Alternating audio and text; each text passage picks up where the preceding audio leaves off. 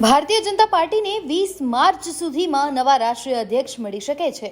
હાલમાં જેપી નડ્ડા જવાબદારી સંભાળી રહ્યા છે, પરંતુ તેઓ કેન્દ્ર સરકારમાં મંત્રી પણ છે।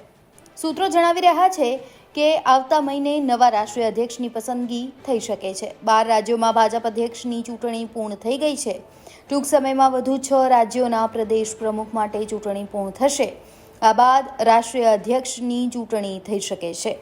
નિયમો અનુસાર 18 રાજ્યોમાં અધ્યક્ષની ચૂંટણી બાદ ભાજપના રાષ્ટ્રીય અધ્યક્ષની ચૂંટણીની પ્રક્રિયા શરૂ થશે। ભાજપના બંધારણ મુજબ ઓછામાં ઓછા અડધા રાજ્યોમાં ચૂંટણી યોજાયા પછી જ રાષ્ટ્રીય અધ્યક્ષની પસંદગી થઈ શકે છે। જેપી નડ્ડા પહેલા અમિત શાહ અને રાજનાથ સિંહ પણ પાર્ટીના રાષ્ટ્રીય અધ્યક્ષ રહી ચૂક્યા છે। ફેબ્રુઆરીના અંત સુધીમાં 18 રાજ્યોના પ્રદેશ પ્રમુખોની પસંદગીની પ્રક્રિયા પૂર્ણ થતાં જ રાષ્ટ્રીય અધ્યક્ષની ચૂંટણીને કાર્યક્રમ જાહેર કરવામાં આવશે।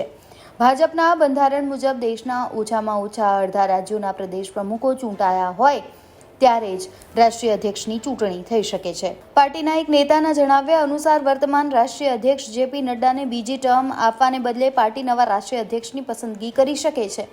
જો કે ભાજપના બંધારણ મુજબ કોઈ વ્યક્તિ સતત 2 ટર્મ માટે રાષ્ટ્રીય અધ્યક્ષ તરીકે ચૂંટાઈ શકે છે।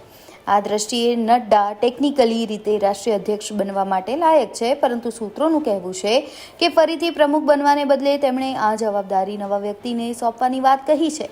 ત્યારે ગુજરાત માટે પણ અનેક સવાલો ઉત્પન્ન થઈ રહ્યા છે કે ગુજરાતને ક્યારે મળશે નવા પ્રદેશ અધ્યક્ષ। બ્યુરો રિપોર્ટ, ગુજરાત તક।